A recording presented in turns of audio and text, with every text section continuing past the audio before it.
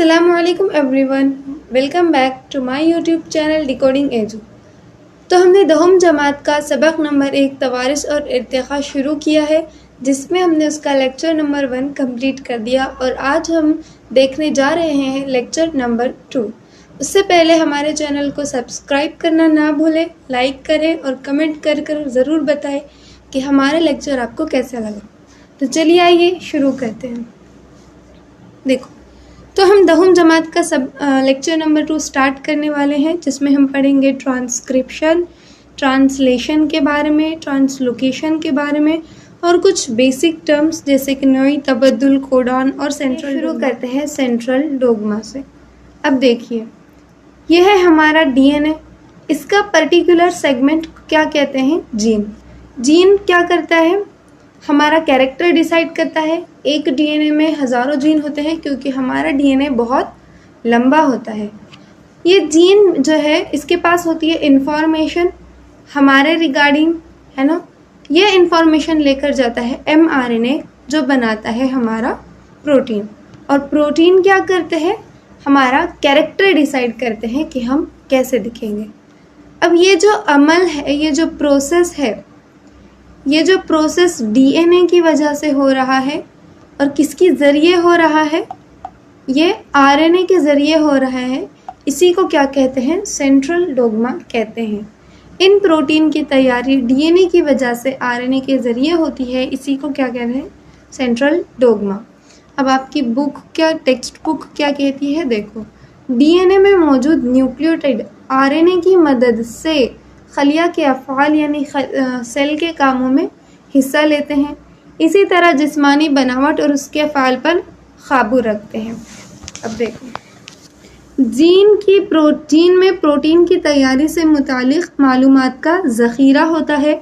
Protein की तैयारी के मुतालिक जीन में क्या होती है? इंफॉर्मेशन होती है, मालूमात होती है। जिस्मानी ज़रूरत के मुताबिक वक्तन फ़ौक़तन मुनासिब प्रोटीन तैयार होते हैं। हमारी बॉडी एक बार में बहुत सारे प्रोटीन नहीं बनाती। जैसे जैसे हमारे बॉडी को प्रोटीन की ज़रूरत होती है, वैसे वैसे हमारी बॉडी प्रोटीन तैयार करती है। इन प्रोटीन की तैयारी डीएनए की वजह से आरएनए के ज़रिए होती है। इसी को क्या कहते हैं? सेंट्रल डोग्मा कहते हैं। उम्मीद है आपको क्लियर हो गया होगा। अब हम आगे बढ़ते हैं। तो देखो, ये है हमारा सेल। आपको सेल तो बहुत अच्छे से पता होगा। ये है हमारा सेल। इसके अंदर क्या होता है? न्यूक्लियस यानी कि मरकज़ीचा। तो ये है हमारा मरकज़, ठीक है। अब इसमें होता है डीएनए। डीएनए से क्या बनता है? हमारा एमआरएनए। डीएनए से एमआरएनए आखिर बनता कैसे है? सब फ़र्ज़ कीजिए, ये है हमारा डीएनए। अब ये जो डीएनए है वो कैसा है? दोहरी सालिम है। अंदर 2 स्ट्रैंड प्रेजेंट होते हैं। और डीएनए में क्या होता है? जीन। जीन में होती है इंफॉर्मेशन। हम पूरा डीएनए खोलने के बजाय जिस जगह इंफॉर्मेशन होगी वही जगह खोलते हैं। मतलब कि जो पूरा डीएनए होता है, जब एमआरएनए बनता है तो पूरा डीएनए नहीं खुलता। जिस जगह जीन प्रेजेंट होता है वो सेगमेंट अनकॉइल हो जाता है, यानी कि खुल जाता है, जो कि कुछ इस तरह दिखाई देता है। देखो, ये है हमारा डीएनए, जो कि क्या हो गया? खुल गया। एक मिनट, थोड़ा सा हम बड़ा बनाते हैं।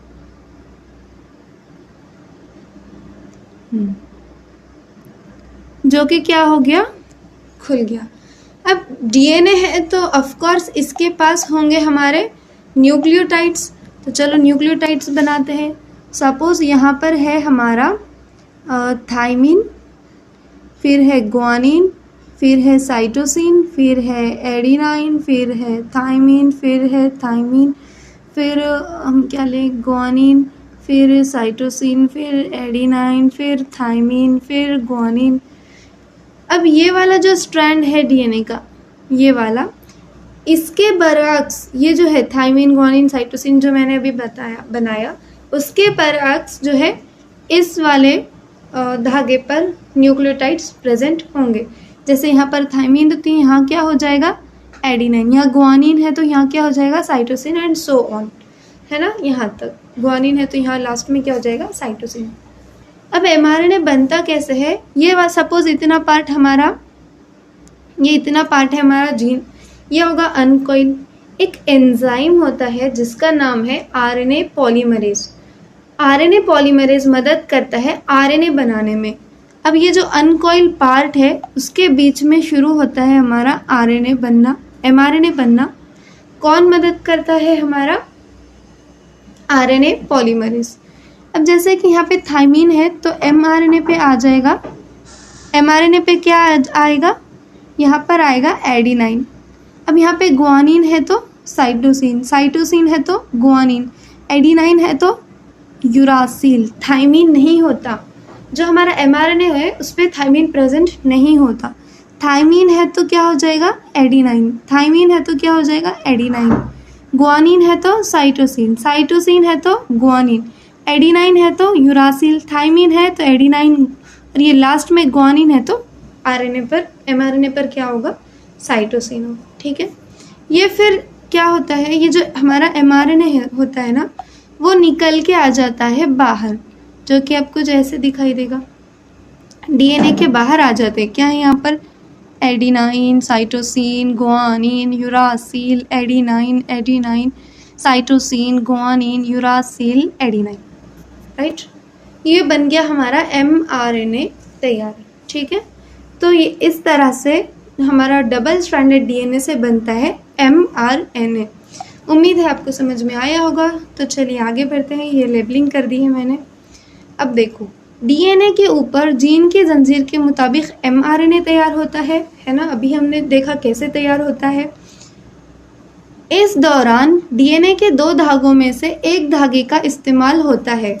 अभी मैंने बताया उधर कि जो 2 DNA थे, 2 धागे, लेकिन जो हमारा mRNA है वो एक ही धागे को कॉपी करता है। ठीक है, mRNA पर DNA के धागों पर मौजूद न्यूक्लियोटाइड की तरतीब एक दूसरे की तकमील करते हैं, है ना, यानी कि अपोजिट होते हैं। अगर उधर एडिनाइन हो तो mRNA पर क्या होता है, यूरासिल। थाइमीन है तो क्या होगा, एडिनाइन। साइटोसिन है तो ग्वानिन, ग्वानिन है तो साइटोसिन। इस तरह इस तरतीब में DNA में थाइमीन के बजाय क्या होता है, mRNA में यूरासिल होता है ना। mRNA में थाइमीन नहीं होता, यूरासिल होता है। RNA तैयार करने के इस अमल को ही ट्रांसक्रिप्शन कहते हैं। अब देखो हमारी टेक्स्ट बुक क्या कहती है, खलिए के मरकज़ में तैयार शुदा mRNA खलिया माया में आता है। यह आते वक्त DNA पर इशारती पैगाम यानी कि कोड लेकर आता है। इस पैगाम में अमीनो एसिड के लिए कोड होता है। हर अमीनो एसिड का कोड 3 न्यूक्लियोटाइड पर मुश्तमिल होता है, जिसे कोडॉन कहते हैं। इसे कहते हैं कोडॉन, यानी कि 3 न्यूक्लियोटाइड का ग्रुप, उस ग्रुप को कहते हैं कोडॉन। ये एक न्यूक्लियोटाइड, ये एक न्यूक्लियोटाइड, ये एक न्यूक्लियोटाइड, ये मिलके बन गया एक ग्रुप, जिसे हम क्या कहते हैं, कोडॉन। ऐसा ही mRNA पर हज़ारों कोडॉन होते हैं, क्योंकि mRNA भी बहुत बड़ा होता है। अब इस mRNA पर कितने कोडॉन हैं, ये देखो, ये एक कोडॉन हो गया, ठीक है, ये एक कोडॉन हो गया दूसरा, और ये एक कोडॉन हो गया तीसरा। अगर यहाँ पे एक न्यूक्लियोटाइड होता तो ये एक कोडॉन हो जाता, लेकिन है क्या, नहीं, इसलिए यहाँ पर कितने कोडॉन हो गए, टोटल 3 कोडॉन हो गए। कितने, 3 कोडॉन। अब ये अमीनो एसिड के लिए क्या करता है, देखो, एक कोडॉन रिस्पॉन्सिबल होता है एक अमीनो एसिड के लिए। वैसे ही अगर यहाँ पर सपोज 3 कोडॉन है, तो जब mRNA tRNA के पास जाएगा ना, तो कितने अमीनो एसिड लेकर आएगा, 3 अमीनो एसिड लेकर आएगा। अमीनो एसिड, क्यों, कि कोडॉन भी कितने हैं, 3। ठीक है, कोडॉन किसे सब कहते हैं समझ में आ गया, अमीनो एसिड का समझ में आ गया। तो चलिए फिर अब आगे बढ़ते हैं। हाँ, कोडॉन इन्होंने क्या किया, देखो, डॉक्टर हरगोविंद खुराना इनका नाम है। भारत के डॉक्टर हरगोविंद खुराना ने तमाम अमीनो एसिड के लिए कोडॉन दरियाफ्त करने में अहम किरदार अदा किया। इसके लिए 1968 में दिगर 2 साइंसदानों के साथ उन्हें भी नोबेल प्राइज़, नोबेल इनाम से नवाजा गया था। इन्होंने क्या था, देखो उन्होंने बताया कि उन्होंने ये पता लगाया कि कौन सा कोडॉन आएगा तो कौन सा अमीनो एसिड बनेगा। जैसे कि देखो, अब सपोज हमारा mRNA है, ये mRNA है, इस पे है सपोज U और फिर हम ले लेते हैं कौन सा UCU और साथ में क्या लेते हैं AAA। अब देखो यहाँ पे कितने कोडॉन हो गए, ये एक कोडॉन हो गया, ये एक कोडॉन हो गया और ये एक कोडॉन हो गया। कितने? 3 कोडॉन हो गए। तो अब U ये 3 एक साथ U आ रहे हैं, तो इसमें देखो 3 एक साथ U किधर आ रहे हैं, यहाँ पर। तो ये जो कोडॉन है वो कौन सा अमीनो एसिड बनाएगा? Phenyl alanine, PHE, phenyl alanine. ठीक है। अब UCU किधर दिख रहा है क्या आपको? ये वाला।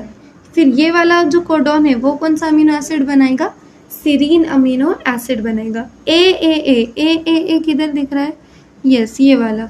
तो ये वाला जो कोडॉन है, थर्ड वाला, ये कौन सा बनाएगा? लाइसिन वाला अमीनो एसिड बनाएगा। इस तरह इन्होंने हमें बताया कि कौन सा कोडॉन कौन सा अमीनो एसिड बनाता है। ठीक है, तो चलिए अब आगे बढ़ते हैं। अब देखो ये क्या है हमारा सेल, ये क्या है हमारा, ये पूरा सेल है ना। अब सेल के आजू बाजू ये क्या है? Endoplasmic reticulum. ये कौन सा है? नाहमवार एंडोप्लाज्मिक रेटिकुलम। यानी कि क्या, देखो हमारा जो एंडोप्लाज्मिक रेटिकुलम होता है ना, जिसे इसको कहते हैं एंडोप्लाज्मिक रेटिकुलम, ये 2 टाइप का होता है। एक तो स्मूथ एंडोप्लाज्मिक रेटिकुलम और एक होता है रफ एंडोप्लाज्मिक रेटिकुलम।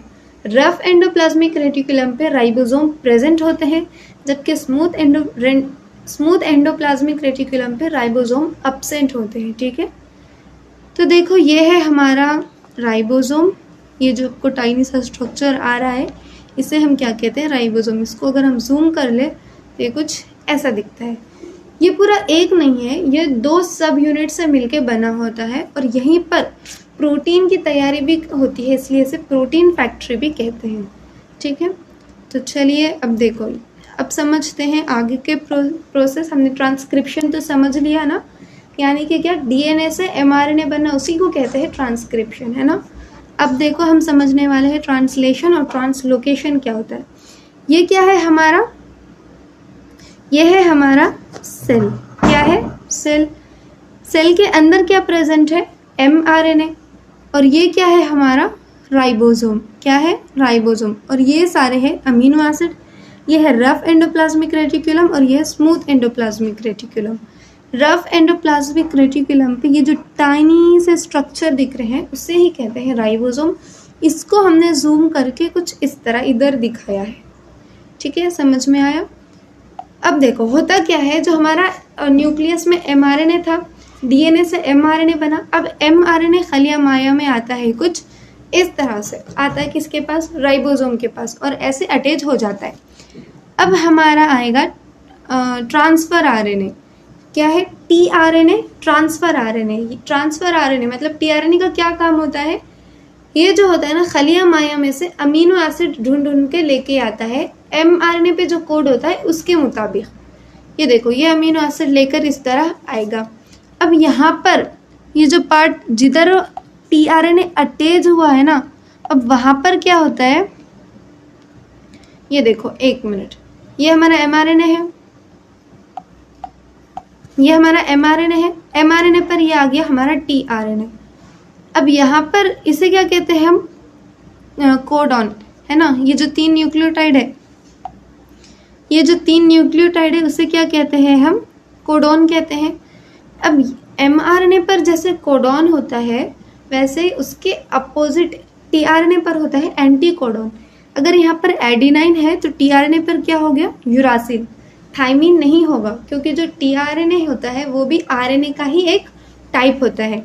अब साइटोसिन के बजाय क्या होगा? ग्वानिन। ग्वानिन के बजाय क्या होगा हमारा? साइटोसिन। इसे क्या कहते हैं? कोडॉन, जो mRNA पर होता है। और tRNA पर जो होता है उसे क्या कहते हैं? Anti codon. अब देखो, हर mRNA हजारों कोडॉन से बना होता है। ये बात मैंने पहले भी बताई जब मैं आपको स्ट्रक्चर ऑफ mRNA बता रही थी, कि एक mRNA पे बहुत सारे कोडॉन होते हैं, क्योंकि हमारा जो mRNA होता है वो बहुत बड़ा होता है। इस पर मौजूद कोड के मुताबिक अमीनो एसिड फराहम करने का काम कौन करता है? हमारा tRNA करता है, ट्रांसफर RNA। इसके लिए जैसा कोडॉन mRNA पर होता है उसके बरअक्स यानी अपोजिट एंटी कोडॉन tRNA पर होता है। इस अमल को ही क्या कहते हैं? ट्रांसलेशन। जो हमारा tRNA है वो क्या कर रहा है? ट्रांसलेट कर रहा है mRNA को और उस हिसाब से अमीनो एसिड लेकर आ रहा है, इसलिए इसी को क्या कहेंगे? ट्रांसलेशन कहते हैं। अब देखो ये हमारा है दूसरा tRNA। अब ये जो हमारा राइबोसोम है ना, वो एक ट्रिपलेट कोडॉन के फासले से कुछ इस तरह से सरकता है। दूसरा tRNA आएगा दूसरा अमीनो एसिड लेकर और वो कुछ इस तरह से अटैच हो जाता है आगे के कोडॉन पे, और वहाँ पर भी क्या होता है? देखो यहाँ पर अब ये जो अमीनो एसिड है दो, उनके बीच में बन जाती है बॉन्ड, जिसे कहते हैं पेप्टाइड बॉन्ड। क्या कहते हैं? Peptide bond. ऐसे ही राइबोसोम सरकता जाता है, tRNA अटैच होते tRNA अमीनो एसिड लेकर आते जाते हैं और अमीनो एसिड पेप्टाइड बॉन्ड से जुड़ते जाते हैं और बनाते हैं क्या? पेप्टाइड बंदिश। आगे देखेंगे। इस दरमियान राइबोसोम mRNA के एक सिरे से दूसरे सिरे तक एक ट्रिपलेट कोडॉन के फासले से सरकता जाता है। इसी को क्या कहते हैं? ट्रांसलोकेशन कहते हैं। इजी थी डेफिनेशन, सिंपल है एकदम, फुल एनिमेशन के साथ मैंने आपको बताया।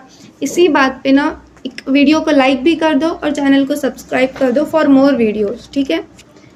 तो चलो, अब ये जो हमारा अमीनो एसिड है वो पेप्टाइड बॉन्ड बना रहे हैं। अब ये जो पेप्टाइड बॉन्ड है, बहुत सारे अमीनो एसिड आके जुड़ जाएंगे, है ना, और क्या बन जाएंगे? एक पेप्टाइड बंदिश। अब ये पेप्टाइड बंदिश बहुत सारे जुड़कर क्या बन जाएंगे? प्रोटीन। देखो tRNA एक के जरिए लाए हुए अमीनो एसिड की पेप्टाइड बंदिश से जंजीर तैयार करने का काम करता है राइबोसोमल RNA। वो सरकता जाता है, tRNA अमीनो एसिड लाते जाते हैं और ये क्या हो रहे हैं? जुड़ते जाते हैं। कौन? Amino acid. अब ये जो हमारा अमीनो एसिड है ये बन जाता है क्या? प्रोटीन। एक साथ ऐसे जुड़ के क्या कहेंगे अब उसे? प्रोटीन। देखो ऐसी बेशुमार जंजीरों के एक साथ आने पर पेचीदा प्रोटीन तैयार होते हैं। यही प्रोटीन के सालेमात जानदारों की शक्ल को तय करते हैं और मुख्तलिफ अफ़आल अंजाम देते हैं। तो यहाँ पर हमारा टॉपिक ट्रांसक्रिप्शन, ट्रांसलेशन और ट्रांसलोकेशन ख़त्म होता है। इसी के साथ इतने एनिमेशन बनाने में बहुत मेहनत लगती है, तो उसके लिए प्लीज़ सब्सक्राइब और लाइक तो बिल्कुल करें। कमेंट कर बताएं कि वीडियो कैसा लगा। अब हम देखेंगे म्यूटेशन। तो देखो जानदारों में मौजूद जीन की वजह से वो अपने जैसे जानदार तैयार करते हैं और इससे कुछ जीन अगली नस्लों को मुंतकिल होते हैं। अब जो पेरेंट्स के जीन होते हैं वो ही क्या होते हैं? दूसरी अगली नस्लों में मुंतकिल होते हैं।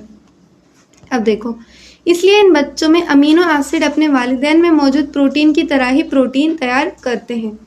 जो अमीनो एसिड तैयार होते हैं वो उनके वालिदैन से कैसे होते हैं? एकदम सेम होते हैं।